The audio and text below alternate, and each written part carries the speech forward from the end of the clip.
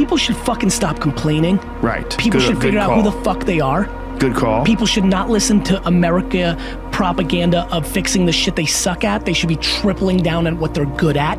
They should be competent in certain areas, but you're not gonna become Beyonce or, you know, like your bone structure is a certain way. Like you're not gonna solve everything. Your IQ can get a little bit better, but don't worry about the incremental. Figure out what you fucking puts you on fire and you're halfway decent at. If you're lucky enough right now to be listening and you're good at what you like, become tunnel fucking vision. Because there's way too many voices telling you what and how. And here's the other thing, and this is the big one, John, because you have a humongous audience. The biggest thing that I've seen dividends from, have the conversation with the person that's holding you back. The reason most people who are listening right now are not doing that thing is they're worried about the opinion of somebody, usually their mother, usually their father. And the reality is that your spouse may be the person holding you back, and you have to have that conversation. Cut them off. We have to get to a place where you're doing you, because the number one thing that scares the fuck out of me is regret. And you're gonna sit there at 72 and you're gonna say, I wish, I wish, I wish. And whether that's money or spend more time with your family, there's a million ways to do this. Our whole lives are guided moment to moment by the state we're in. Learning how to change your state, not bullshit, not fake, but to go from pissed off, frustrated, freaked out to back in your center, or creative, or determined, or something that's gonna move you forward. It's gonna create a better quality of life for you and others. That's a critical skill set.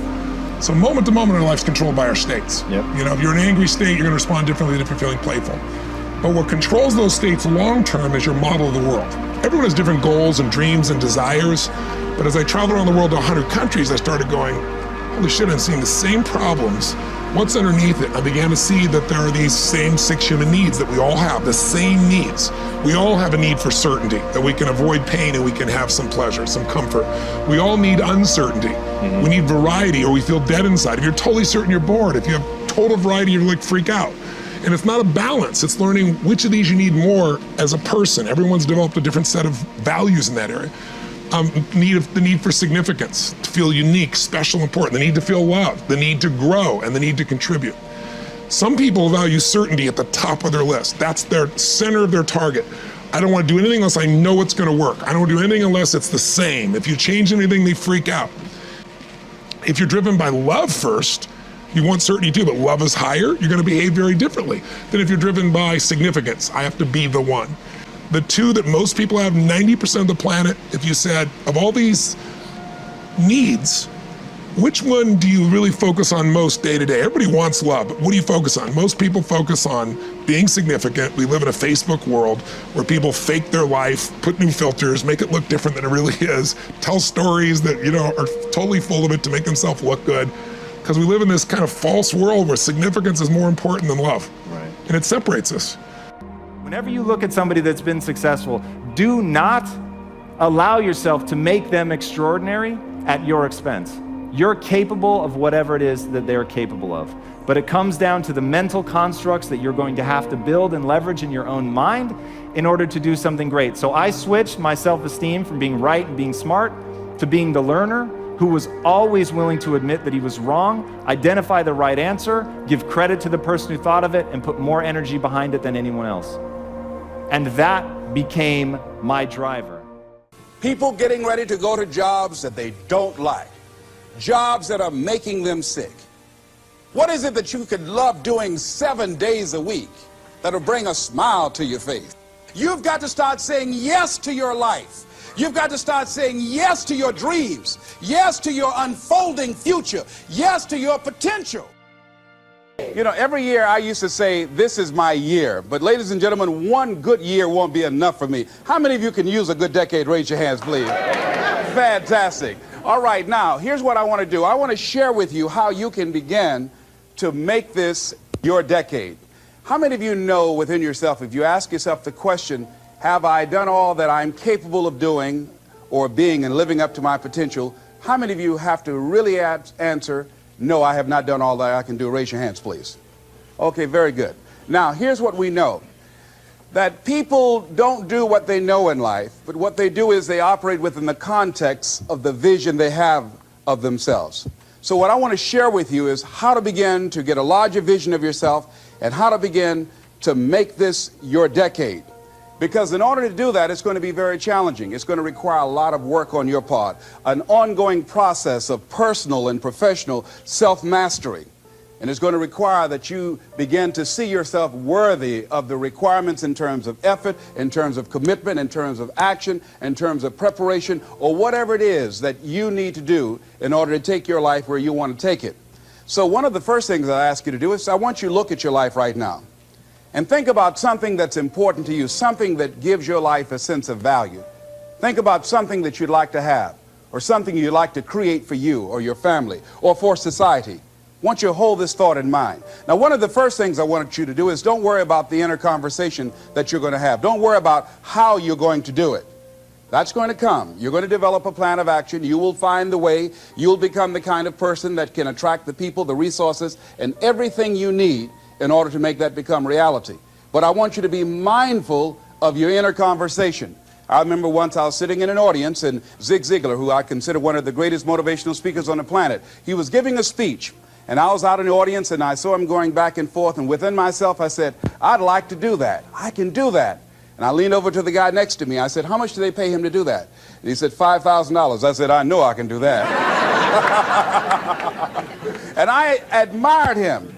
And then on the way home, when I was driving from Tampa, Florida, back to Miami, Florida, my inner conversation kicked in. And it said, Les Brown, you can't do that. You don't have a college education. Les Brown, you can't do that. You don't have the money. You don't have the contacts. You've never worked for a major corporation. What makes you think that you can make more in 1 hour talking than you've made working for a whole month?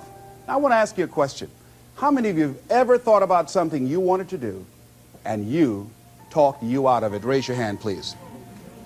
That inner conversation, ladies and gentlemen, is the reason that most people take their greatness, take their ideas to the graveyard with them.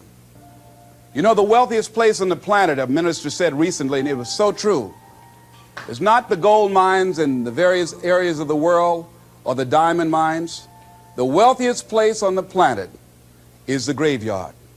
Because in the graveyard we will find inventions that we never ever were exposed to, ideas, dreams that never became reality, hopes and aspirations that were never acted upon.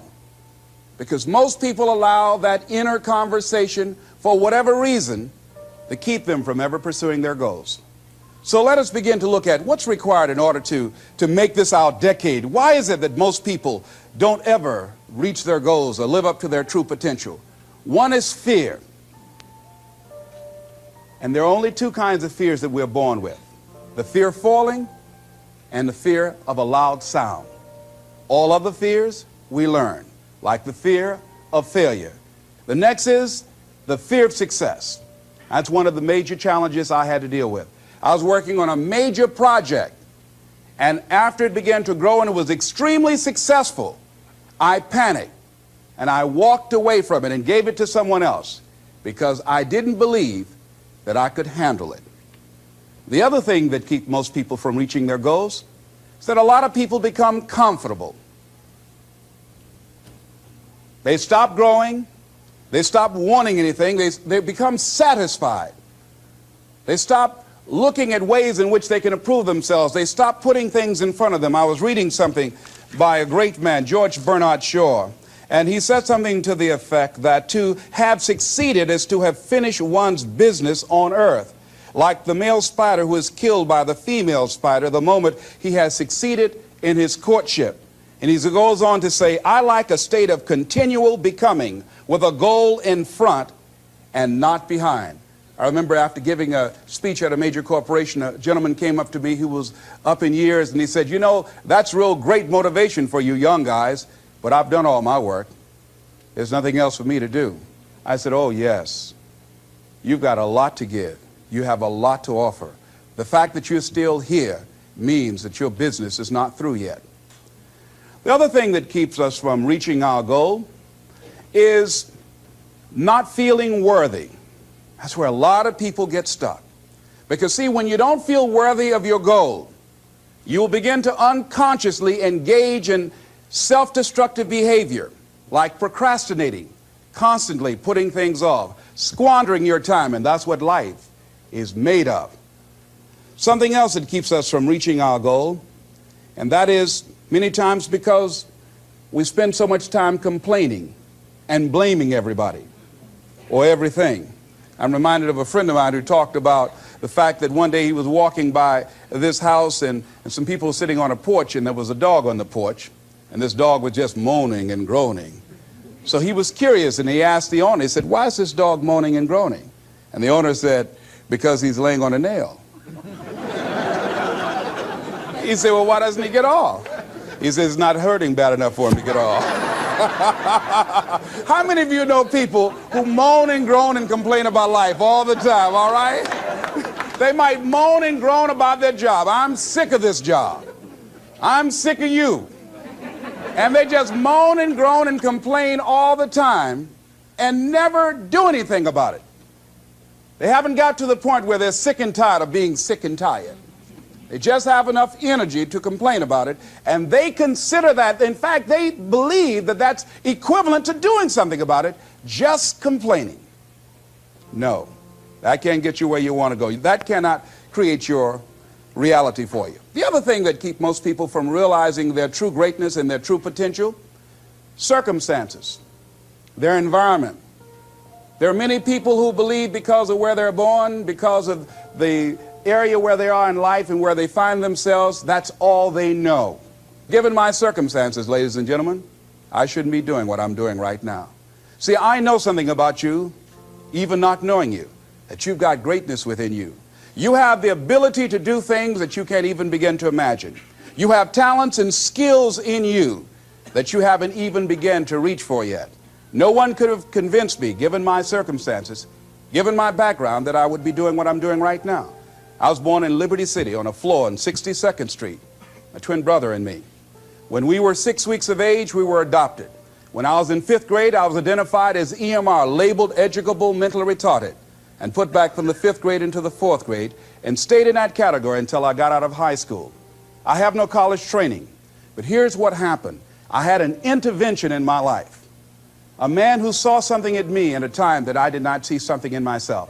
I never forget being in his class one day waiting on a friend of mine who was there to rehearse for a play. He did not show up, and he asked me to go up to the board and write something on the board. And I said, "I can't do that, sir." He said, "Why not?"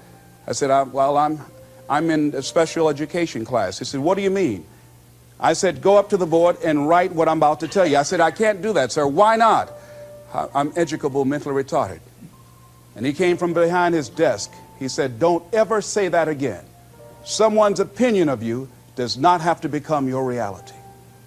And that changed my life. It was Oliver Wendell Holmes who said that once a person's mind is expanded with an idea or a concept, it can never be satisfied to going back to where it was. So some of you are going to experience a breakthrough. Some of you are going to go back and look at your dreams and brush them off. Some of you are going to begin to look at yourself and say, "Hey, look here, I know I have not done all that I can do." Whatever goal that you have in mind, I want that to be a goal that will challenge you, something that will make you stretch. It was Osborne who said, unless you attempt to do something beyond that which you've already mastered, you will never grow. What is it that you looked at some point in time and you decided that you couldn't do it, that you talk yourself out of it? Whatever it is, bring it back out there. How are you going to do it? That will come to you in due time. So you don't get in life what you want, ladies and gentlemen. You get in life what you are, not what you want. And see, the good news is that we can always become more by working to develop ourselves. So the first process of making this your decade, you've got to begin to take a look at your life and look at where are you right now? What are your strengths? What are your weaknesses? What gives your life a sense of fulfillment, a sense of joy? What does a full, rich life means to you? What is it that you could love doing 7 days a week that'll bring a smile to your face? Think about that. In all the areas of your life, your professional life, your personal life, your family life, your spiritual life, what is it that you'd like to have? Once you begin to determine that, that takes you to the next step. And that is, once you decide what it is that you want, now you've got to decide that you deserve that. Repeat after me, please. I deserve the best that life has to offer. I deserve to find my purpose in life. Shake somebody's hand on your right and left and say, find your purpose.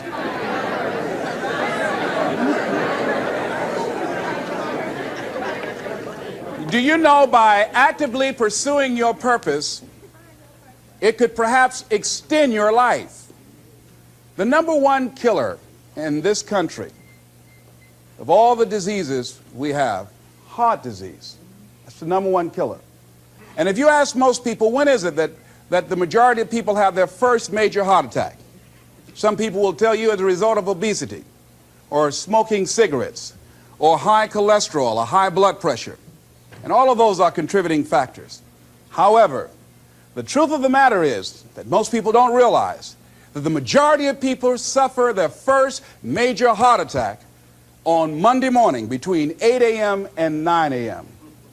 People getting ready to go to jobs that they don't like, jobs that are making them sick. You see, when you're not pursuing your goal, you are literally committing spiritual suicide. When you have some goal out here that you're stretching for and reaching for that takes you out of your comfort zone, you'll find out some talents and abilities you have that you didn't know you have.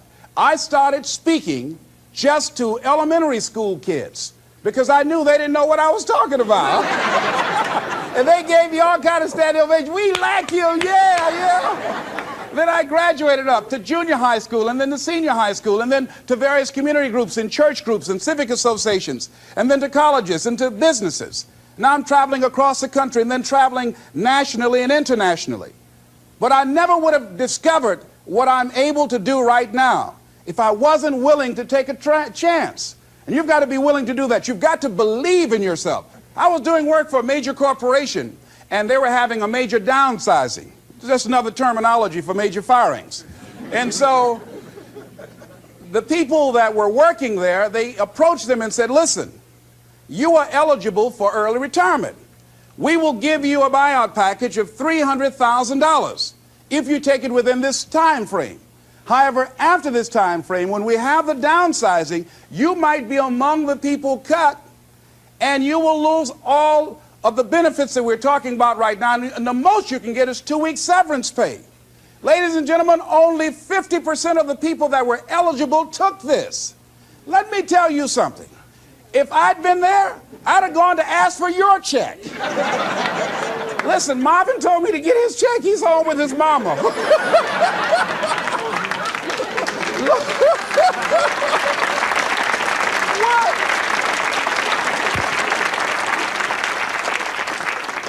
I would have taken that money so quick and had other people checks.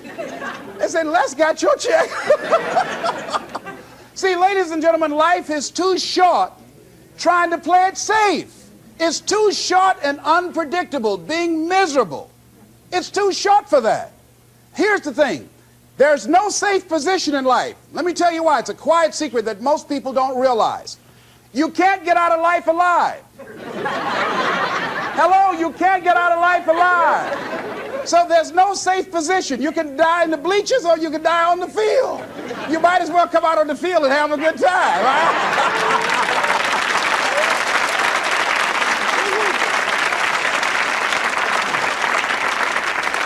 So if you want to make this your decade, you've got to decide to be bold. See, you got to be bold in life. You got to take life on. I remember I was at a major corporation. I had to give a presentation, and there were two guys sitting across from me, and the guy said to the other fellow, looking at the last two finalists, and that involved my firm and their firm, said, listen, looking at the credentials, this guy doesn't have any credentials. We have an advantage here. We've got 2 PhDs between us. I got up and I went in the bathroom and started talking to myself. I said, Les Brown, what do you care about their 2 PhDs? You have 6 children and a mama to take care of. And I went in that meeting, and first of all, I went there walking bold, looking good, feeling good, and smelling good, all right?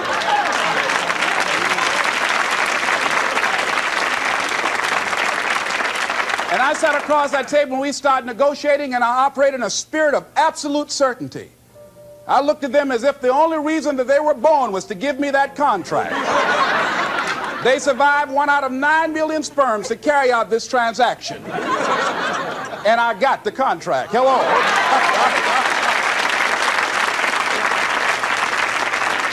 So you've got to decide to be bold. Most people go through life trying to creep. No, no, no. Trying to be casual about it. No, no, no. You go through life being casual, you'll end up a casualty. No.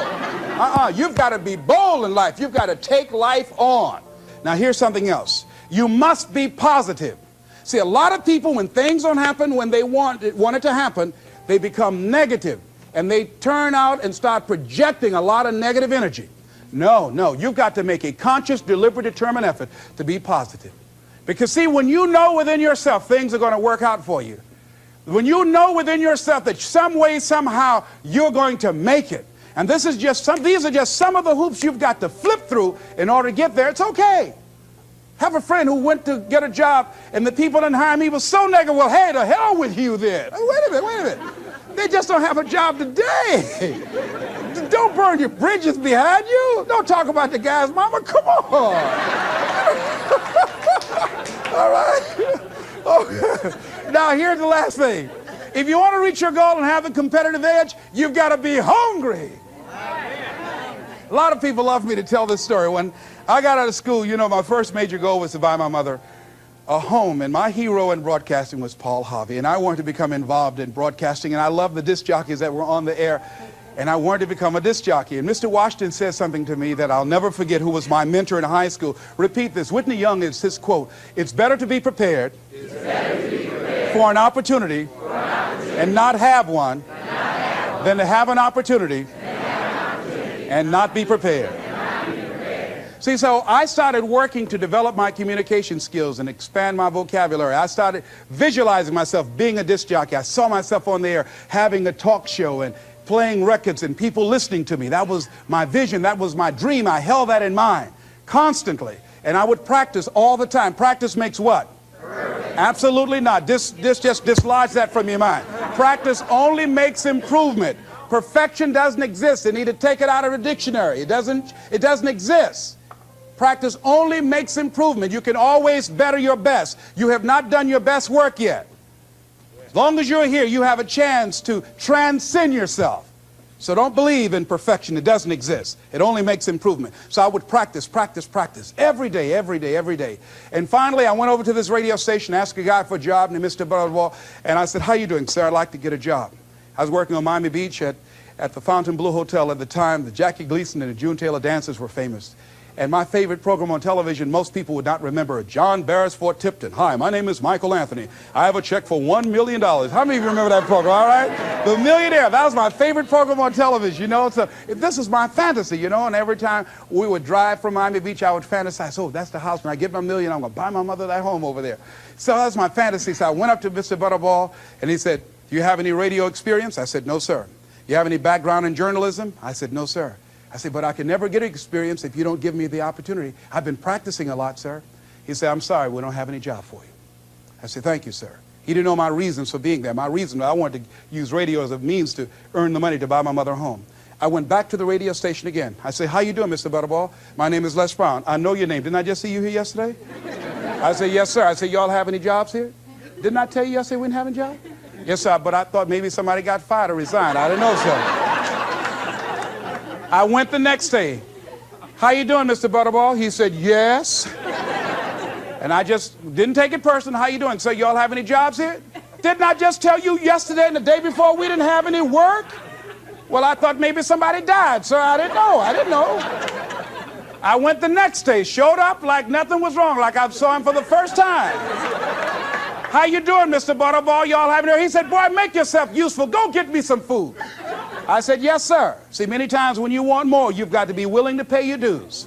So I became their errand boy. I would get their lunch and their dinner and all kind of food for them. After a while, I would take the food to them in the control room, and I would not leave until they would ask me to, and I'd watch them working the controls, and I'd memorize their hand movements. And pretty soon, they would trust me with their cars to go pick up entertainers that came into town, entertainers like Sam Cooke, Donna Ross and the Supremes, the Four Tops and the Temptations. I would drive them all over Miami Beach in the disc jockeys' cars. I didn't have any driver's license, but I was driving like I had some.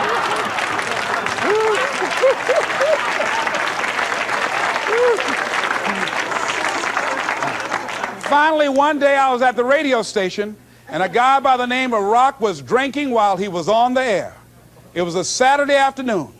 I was the only one there. None of the other jocks were available. And I was looking at him through the control room window, saying, drink, rock, drink. Drink, rock. I'd have gone to get him some more if he'd asked me to. Drink, rock. Pretty soon the phone rang. It was the general manager. I said, hello? He said, Les, this is Mr. Klein. I said, I know. He said, Rock can't finish his program. I said, I know. He said, would you call one of the other DJs to come in? I said, yes, sir. I hung the phone up. I said, now he must think I'm crazy. I called my mom and my girlfriend, Cassandra. I said, y'all come out on the front porch and turn up the radio. I'm about to come on the air.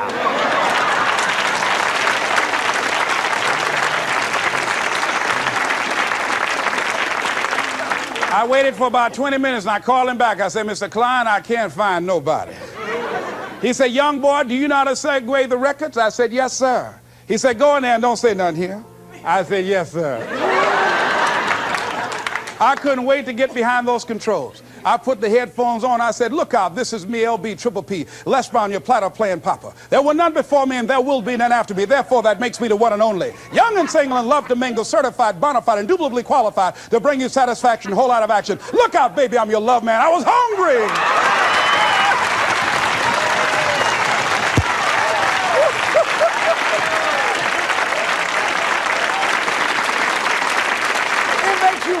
Better when you are able to have charge of your destiny, doesn't it? Gives you a good feel. Gives you choices. You can do more things. See, my first major goal was to buy my mother a home. I feel like Abraham Lincoln, who said, all that I am and all that I ever hope to be, I owe to my mother. And I said to my mama one day, I said, Mama, when I become a man, I'm going to buy you a home. And you won't have to go to work every day. You won't have to work. You just sit down, Mama. She was getting up, getting dressed to go to the M&M cafeteria. I was just following her around. I said, watch, Mama. One day you won't have to leave here to go to work no more. It's raining outside.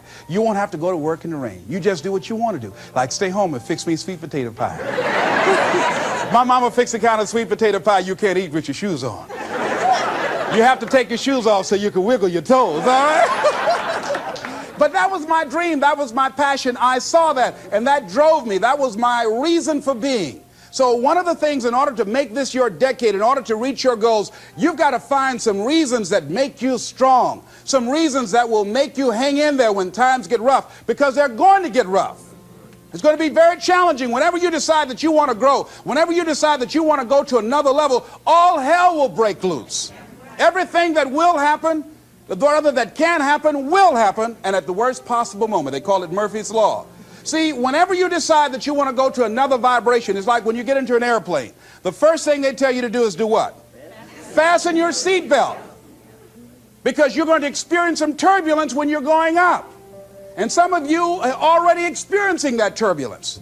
Don't be frightened by that. See, whenever you decide you want to go to another level, you've got to fasten your psychological, your mental, and your spiritual seatbelt.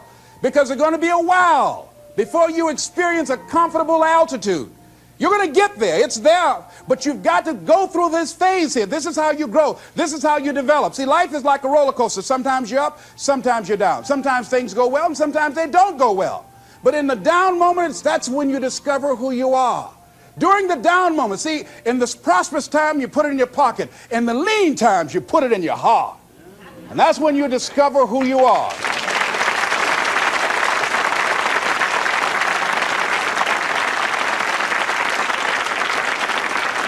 So find 5 reasons that empower you. Why is it that you deserve your goal? What are the 5 reasons that you won't give up? When life catches you on the blind side, when the messenger of misery visits you, what are you going to do? What will keep you in the game when life knocks you to the canvas? See, the Buster Douglas that fought in the last fight was not the Buster Douglas that fought Mike Tyson. See, the Buster Douglas that got knocked down while fighting Mike Tyson had gotten out of an alcohol recovery center. His mother had died. His wife was ill with a terminal illness. He was considered a nothing, a bum. So when he got knocked down, Buster Douglas had a reason to get back up, because he said, I'm dedicating this fight to the memory of my mama.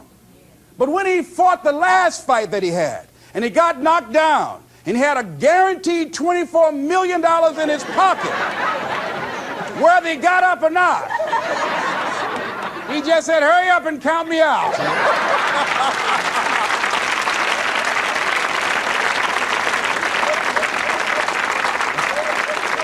And I don't blame him. Why get hurt?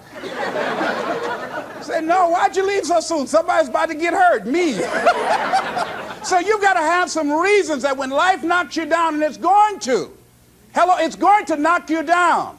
When people disappoint you, and that's going to happen. When they betray you, and that's going to happen. When they lie to you, and that's going to happen. When they say, oh, you can count on me, and they won't show up, and that's going to happen. When you want to throw in the towel and give up yourself, and that's going to happen. When life collapses on you and catch you on the blind side, and drop you to your knees and start choking you. You got a dream? No, I ain't got no dream. And that's going to happen. What reason can you remember that you can call on, that you can reach on, that can make you get back up? Find that reason. Because when life had knocked me down, I said, life, I'm doing this because I want to make my mama proud of me. I'm doing this because I want my children to have a better life than what I have. I'm doing this because all my life I've been told I'd be a loser, that I wouldn't make it. All my life I heard people say, maybe take them back to the welfare department. I'm doing this to make them a lie. I believe like Frank Sinatra, he said, the best revenge in life is massive success. I'm doing this so I can become massively successful. And with that kind of courage, with that kind of affirmation and reason to empower me, I got a saying that when life knocks you down, try and land on your back, because if you can look up, you can get up. All right?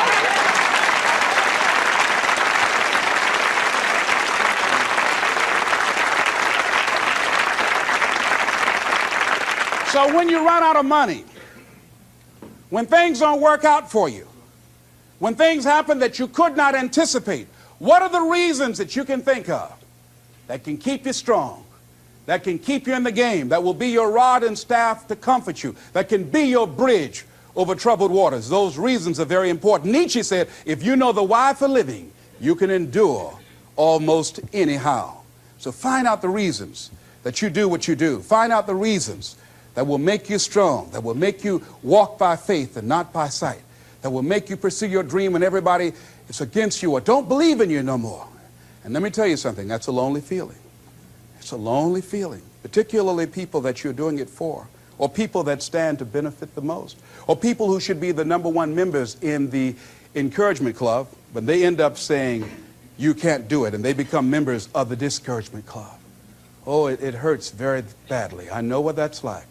Have people that you love close to you that look at you with that look and say, why don't you try something else? Why don't you give up? I say, but this is my life. I have got to do this. Les, you had a good job at Sears. That man like you. Mama, I can't go back to Sears. I got to be my own boss. I can't do that. I mean, you know, it's ladies and gentlemen, you know, when you work on a job that's dead end, you can see the ceiling already. It's like going in the middle of a movie. And after you've seen the movie, sitting back through that over again, there's something missing. You know the hero is not going to die. You know what the outcome is already. And so that's why a lot of people, a lady was telling me, she said when she went to work, it's about like a refrigerator fell on her shoulder as soon as she stepped in. Because she knew she'd gone as far as she could go. See, they're paying her just enough to keep her from quitting, and she's worked just hard enough just to keep from getting fired. How many of you know people like that? Raise your hand. One of you didn't raise your hand, you the one. I'll just tease it, all right? Here's something else. Make a commitment to be happy. See, you know, I have you laughing a lot. See, life is too short going through it looking homely, tired, and ugly. Sometimes we take life too seriously. Oh, no. Make a commitment to be happy. Find little things just to get tickled about and laugh. Find ways to be happy in the moment. A lot of people say, well, I'll be happy when I pay off all my bills. No. I'll be happy when I get my divorce. Oh, no. I'll be happy with the children gone. Oh, no. You want to be happy now. See, there are no guarantees. No one say you're going to be here 2, 3, or 4 years from now. So you want to be happy right now, in the moment. Repeat after me. I must make a commitment. I must make a commitment. To be happy. To be happy. Right now. Right now. Right now. Right now. Is all I got. All I got. Shake somebody's hand on your right and left and say, you deserve to be happy.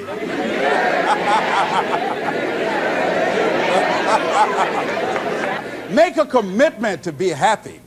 because life now has new meaning for you. Just enjoying the sunset, or just looking at life, or looking at nature, going for a walk. It's the little things in life that counts. Here's something else that you want to begin to do in order to make this your decade.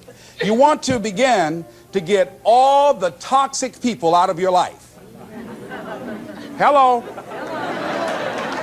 Energy drainers, get them out of your life. See, ladies and gentlemen, it takes a lot of energy to reach your goal. It takes a lot of emotional, mental, and spiritual energy to reach your goal. And you can run faster with 100 who want to go than with one around your neck. See, there are two kinds of relationships. Sid Simon talks about this. Nourishing relationships and toxic relationships. Nourishing relationships are the relationships that inspire you. They motivate you. They bring the best out of you. Toxic relationships are relationships with people that always criticize you. All they can do is find fault. All they can do is just exploit your weaknesses. All they can do is remind you of the mistakes that you've made in the past. These people are bad for your health. Toxic people can run your blood pressure up.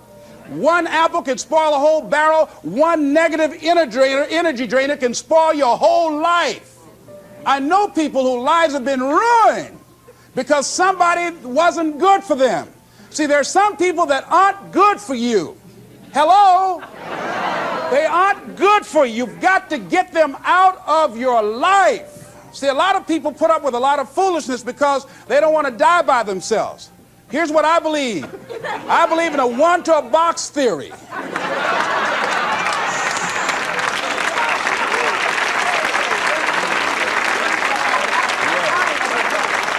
Ask this question of yourself. Make a list of who you communicate with most and ask yourself the question, what kind of person am I becoming because of this relationship? Is it helping me to grow mentally and emotionally and spiritually? Am I becoming a better person because of this relationship? Do they bring out the best in me? Do they inspire me? Do they encourage me to develop my greatness? Do they make me stretch? So you got to look at the people in your life and find out what kind of person are you becoming because of that relationship. My mother used to say, birds of a feather flock together. You run around with losers, you will end up a loser. Unconsciously. Unconsciously, you will pick up their ways, you will pick up their habits, you'll pick up, most importantly, their attitude about life.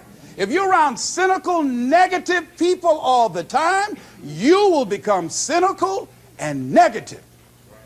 So you got to watch yourself. Many of us are living out the lives of other people, living out their conclusions, living out of their consciousness. The other thing is that you begin to looking at your life and looking at what it is that you want to achieve. Another crucial thing that you must do is align yourself with powerful people. Align yourself with people that can encourage you, people that can empower you, people that you can learn from, people that you can grow from. That's very important. See, if you have people around you that can contribute to your growth.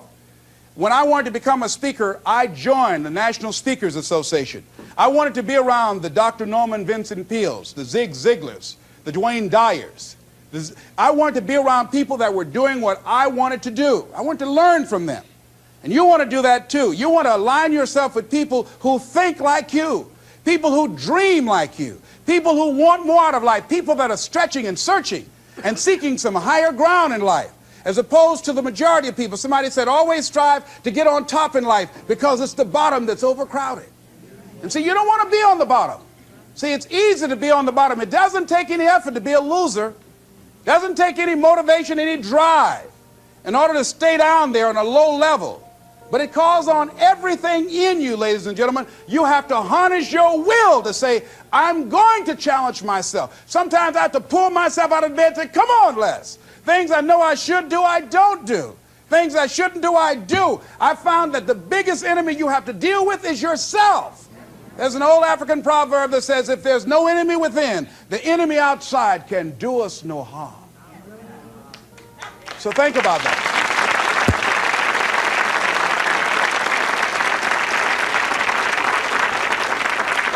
So as you begin to look toward making this your decade, as you begin to look toward making your life different, as you begin to look at yourself, you've got to redefine yourself. Who are you right now? And who must you become in order to create what you want? What has to change about you? What is it that you're doing right now that would be a liability for you?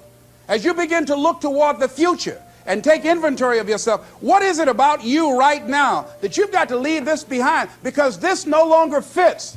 Looking at where you want to go and the kind of person that you must become, the kind of standards that you have for you. What is it that you must do differently? Repeat out to me, please. If you want to keep on getting what you're getting, keep on doing what you're doing. See, that doesn't take an Einstein for that one. Am I right? It makes sense unless you change your pattern, unless you change the way you're thinking, unless you change your behavior, you're going to continue to produce the results in your life. See, all of us are winners, but some of us are producing results that we don't want. And so all you have to do is look at your game plan, look at your strategy. How is it that you have been being? What is it that you've been doing to produce this? See, you're the director, you're the producer, you're writing the script, you're the star of your life. And as you begin to look at your life, you can decide whether or not it's a smash or whether or not it's a flop. That's in your hands. Look at your life, look at where you want to go. Don't worry about your circumstances. Don't worry about your age. I have a friend who's up in age, over 70, and she wanted to build a multi-million-dollar complex. The name is Dr. Johnny Coleman. Lenders and bankers say, you can't do that, you're too old. She ignored them. That building now stands, ladies and gentlemen, a multi-million-dollar structure. But there are a lot of people who would have listened to that. There are a lot of people that would not have even gotten to that point. They would have talked themselves out of even going down to the bank to ask for it, because they've already said no to themselves. See, it's time now. If you want to make this your decade, you've got to start saying yes to your life. You've got to start saying yes to your dreams, yes to your unfolding future, yes to your potential, as opposed to saying no. See, 87% of our self-talk is negative. So you've got to make a conscious, deliberate, determined effort to say yes to your dreams. Why not? Why not me? Don't spend time like most people going through life complaining. Don't try and get on talk shows and tell everybody how life has done you wrong. Here's what's happening in the audience. 80% don't care, and 50% glad it's you.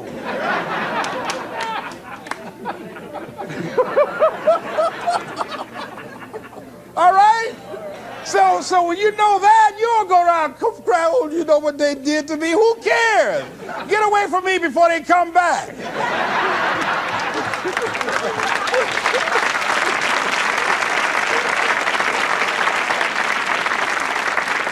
I had a friend of mine that said something that's very important. He said, hey, it doesn't matter what happens to you. The only thing matters, what are you going to do about it? That's all that matters. Okay, life knocked you down. What are you going to do about it? How long are you going to sit there and say, you know what they did to me? How long? Who wants to hear that racket? Use that energy to get up from there and move on and get on with your life. You got to learn to let the past go so you can grow. Many people never act on their dreams because they allow their past experiences to determine what their possibilities are. Whatever you've done in the past, that's not a reflection of your possibilities. That's just a reflection of your consciousness. That's just a reflection of your development and your growth. The future is unfolding for you right now. The future is unlimited for you right now. No one knows where you can go. No one knows what you're capable of or what's possible for you. You don't even know that. I had no idea, ladies and gentlemen. No one could have convinced me that I was able to do this. I never forget, I was speaking in Detroit, and a high school friend of mine saw me afterwards, and he was backstage. He said, I can't believe it's the same person. And I thought for a moment, and I said, it's not. The person you know, he's gone. He doesn't live here anymore. We have the power to change our personal history, changing the direction of our lives, changing our thoughts, changing where we want to go, exploring new horizons. So as you begin to look at this decade and affirming that this is your decade, as you set goals that will make you stretch, that will bring out the best in you, as you begin to remove the negative, toxic people from your life, as you decide to take some chances in life, and that's one of the things that's very important. Viscott said, if you're not willing to risk, you cannot grow. And if you cannot grow, you cannot become your best. And if you cannot become your best, you cannot be happy. And if you can't be happy, then what else is there? I'll never forget when I reach my first major goal of buying my mother that home. I never forget what it was like, and you're going to have this experience when you reach some major goal. When I drove up to the house and I got out and I gave Mama the key, and I said, Mama, this is for you. I'll never forget the look on her face. She said, oh my God. No one could have convinced me when I adopted y'all that this would happen. She said, oh, thank you. She said, and you caused me so many damn problems.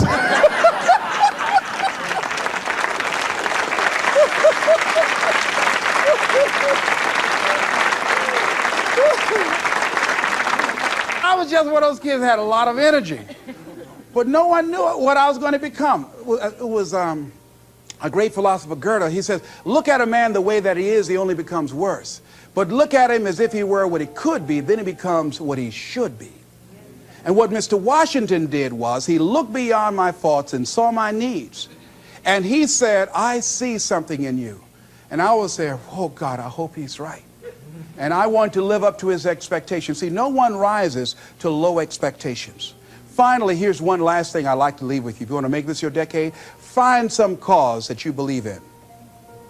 See, this is my profession, but my greatest joy in life is working with young kids. Every Monday, I fly up to Chicago to work with 600 young kids at Christ Universal Temple Church, working with them to develop a sense of purpose and direction with their lives. We develop a training program. If they're addicted to drugs or alcohol, we help them to get into a permanent recovery program.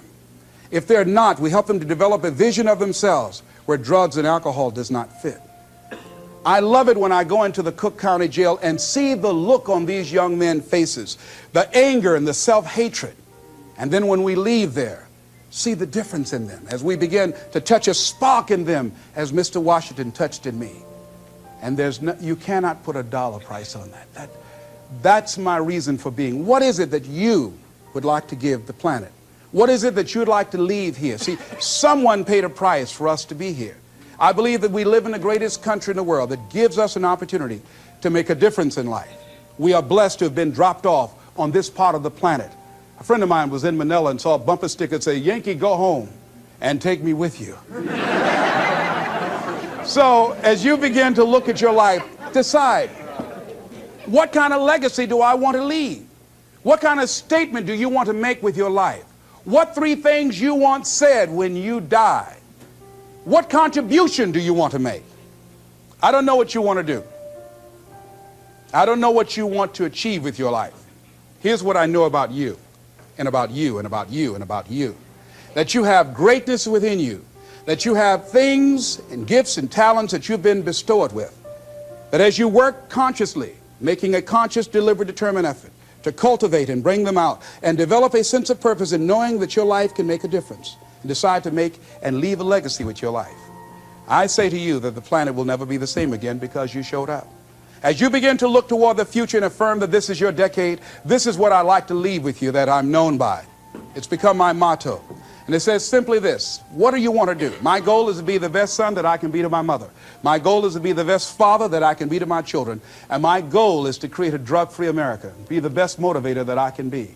Yes. Whatever your goal is, this is what I like to leave with you. It says simply this, that if you want a thing bad enough to go out and fight for it, to work day and night for it, to give up your time, your peace, and your sleep for it, if all that you dream and scheme is about it, and life seems useless and worthless without it, and if you gladly sweat for it and fret for it and plan for it and lose all your terror of the opposition for it, and if you simply go after this thing that you want with all of your capacity, strength and sagacity, faith, hope, and confidence, and stern pertinacity, if neither cold poverty, famish, or gulf, sickness, or pain, of body and brain can keep you away from a thing that you want, if dogged and grim you besiege and beset it, with the help of God you'll get it. This is Mrs. Mamie Brown's baby boy, Leslie Calvin Brown, saying it's been a plum-pleasing pleasure as well as a privilege. Thank y'all here.